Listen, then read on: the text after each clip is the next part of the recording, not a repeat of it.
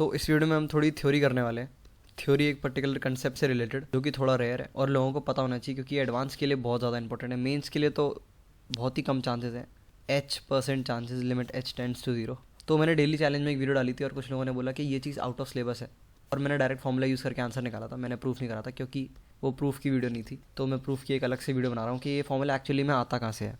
तो ये half r square theta होता है। पहले मैं बताता हूँ, ये एक सर्कुलर सेक्टर का एरिया होता है। अभी हम थोड़ी देर में ड्राइव करना शुरू कर देंगे। तो कुछ लोगों ने बोला कि ये जो है आउट ऑफ सिलेबस है और कुछ लोगों के दिमाग से पार चला गया।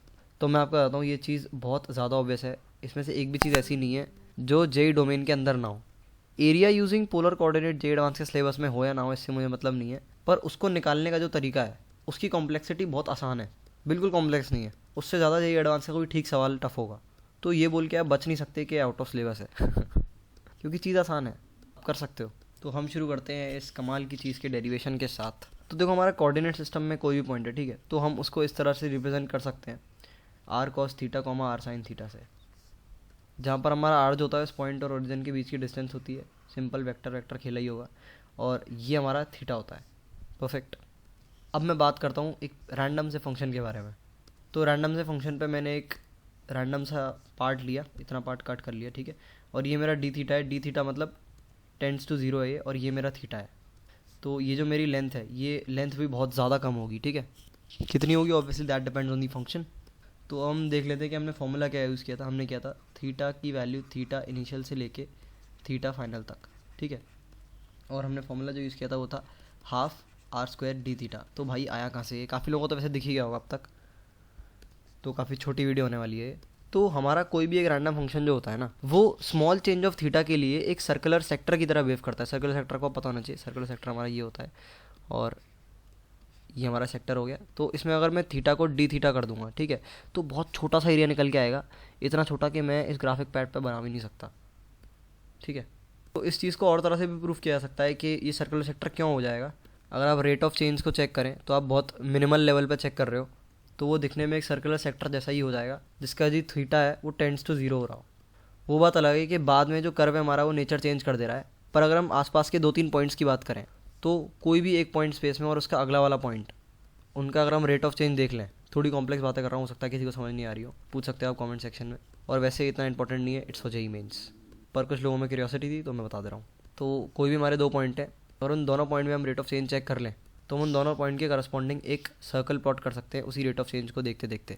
Rate of change not in terms of only d y by d x, symmetricity के बेसिस पे भी अगर आप देखोगे तो। पर हमारा कर्व की एक इक्वेशन अलग होती है, तो दूसरे पॉइंट के बाद नेचर बदल जाती है, और हो सकता है जो तीसरा पॉइंट है वो ऊपर से नीचे उठ जाए, कहीं और चला जाए। वो ट्रेंड फॉलो नहीं करता जो सिर्फ इन पर्टिकुलर 2 पॉइंट फॉलो कर रहे थे। तो हर पॉइंट जो है एक सर्कुलर सेक्टर की तरह हमारा रिप्रेजेंट किया जा सकता है, और हमारा सर्कुलर सेक्टर का जो एरिया होता है वो हमारा होता है हाफ आर स्क्वायर थीटा। और जब हमारा थीटा टेंड्स टू 0 होता है तो हमारा थीटा हो जाता है डी थीटा, और उसको हम इंटीग्रेट कर देंगे छोटे छोटे छोटे छोटे सारे थीटास को ऐड कर करके।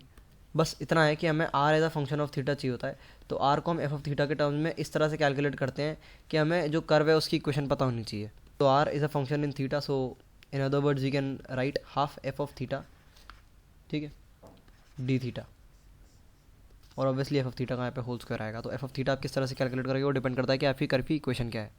और हम प्रॉपर डेरिवेशन में भी जा सकते हैं, काफ़ी सारी चीज़ें होती हैं इसके बाद जो यहाँ से शुरू होती हैं, बट फिर हो सकता है आपके दिमाग से पार होने लग जाए चीज़ें। बट स्टिल मेरे हिसाब से तो 3D कर्व्स प्लॉट करना भी जेईई डोमेन के अंदर है, बड़ी आसान चीज़ है, ऐसे रैंडमली मेरे दिमाग में आ गया। तो अगर कोई इन फैसिनेटिंग चीज़ों को कवर अप करना चाहता है, जानना चाहता है, तो मैंने एक दूसरे चैनल पर वीडियोज़ अपलोड कर रखी हैं, that is the solve math guy. उसका लिंक आपको डिस्क्रिप्शन में मिल जाएगा, तो उस पर आपको इस तरह की कुछ वीडियोज़ मिल जाएंगी। हालांकि मैंने चैनल सीज कर रखा है, अब मैं वीडियोज़ नहीं डालता, बट उस पर कमाल की चीज़ें मिल जाएंगी। तो ये था आपके सर्कुलर सेक्टर और उस फॉर्मूले के पीछे का राज। तो इसमें कुछ कमाल का नहीं था, आपको बस ये चीज़ सोचनी थी कि एक फंक्शन सर्कुलर सेक्टर की तरह बिहेव कर सकता है। हो सकता है सोचने में थोड़ी डेप्थ हो एज़ कम्पेयर टू जिन चीज़ों के आसपास आप अभी घूमते रहते हो, पर जब आप सच्ची मुच्ची में जो खतरनाक चीज़ें होती हैं, कमाल की चीज़ें होती हैं मैथ्स में, उनको देख लोगे तो आपको इसकी कॉम्प्लेक्सिटी कुछ नहीं लगेगी। तो अभी तो जेईई दो यार। तो ये था इस चीज़ का प्रूफ, इसको ध्यान रखना। हो सकता है एडवांस वाले दे दें, कोई भरोसा नहीं है, या फिर इसका एप्लीकेशन कहीं काम आ जाए, पोलर कोऑर्डिनेट्स का ही एप्लीकेशन का कहीं काम आ जाए, उसके हिसाब से आपको एरिया कैलकुलेट करना हो, डायरेक्ट आपको एरिया अंडर द कर्व का सवाल ना दे। हो सकता है फिजिक्स में काम आ जाए, हू नोज़। तो ख़त्म करते हैं इसको, दैट्स ऑल फॉर नाउ।